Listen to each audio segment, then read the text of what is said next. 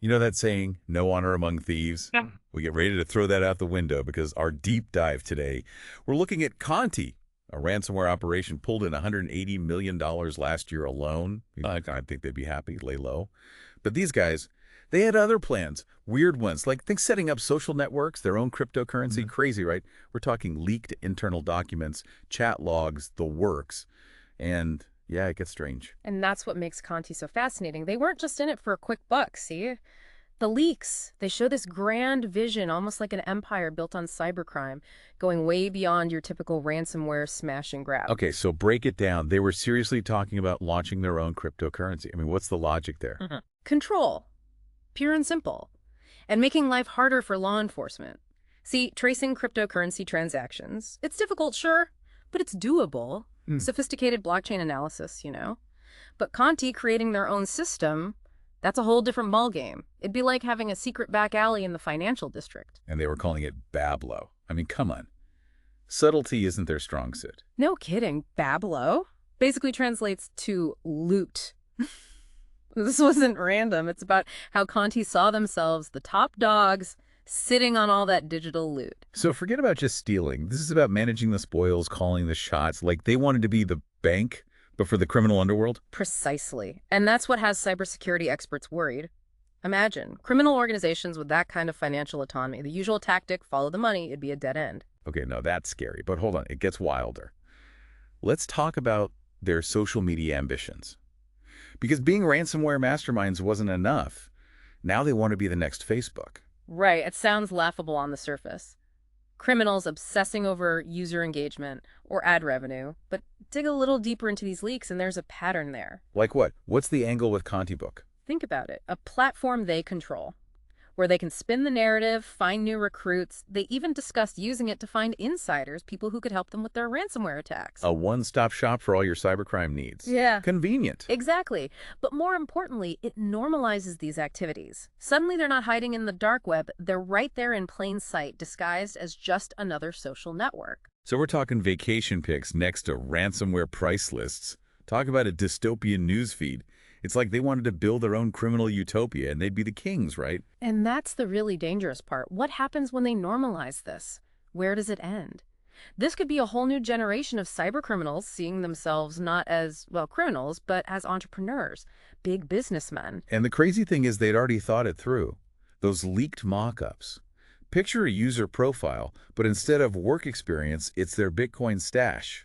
Downright creepy. Exactly. This just shows how easily the internet we use every day can be twisted, manipulated. Conti was counting on that. Which brings us to their most out there idea. This is where Conti's ambition goes into overdrive. Ready for this? An online casino. Sounds crazy, but it makes a weird kind of sense. Think about it. Organized crime has been doing this forever. Laundering money, going legit, or at least looking like it. So, Conti Casino. Mm-hmm. Blackjack and malware. Coming soon to a server near you.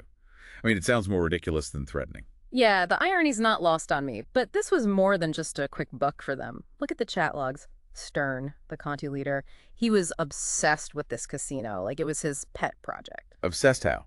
Was he drafting business plans, market research, or just like ranting about roulette? More strategic than that. While others were skeptical, Stern thought their skills could make them huge in online gambling. He even suggested rigging the games. Make sure the house always wins. Okay, maybe not so ridiculous after all. Sounds like he was going for legit, but with a classic Conti twist. But let's be real. These are hackers, not casino moguls. Did the experts think they could pull it off? Honestly, no. The cybersecurity folks who looked at the leaks, they all said the same thing. Casino, the social network, the cryptocurrency, it was all talk. Aspirational. Their skills with ransomware wouldn't translate to building a secure gambling platform. So all bark, no bite. All that ambition, wasted. Not so fast. This is where it gets interesting. Even if they never launched any of this stuff, it shows how Conti thought. They didn't want to be just another ransomware gang. They were playing the long game. I see it. Not about the quick win. It's about something that lasts. Exactly. Legacy, an empire. That's what makes groups like Conti so scary. It's not just about greed. It's about power control. They want to remake the internet in their image. So, big dreams, questionable methods, definitely ambitious. But where does that leave us? What's the takeaway from all this Conti craziness? It tells us things are changing, and fast. Cybercrime.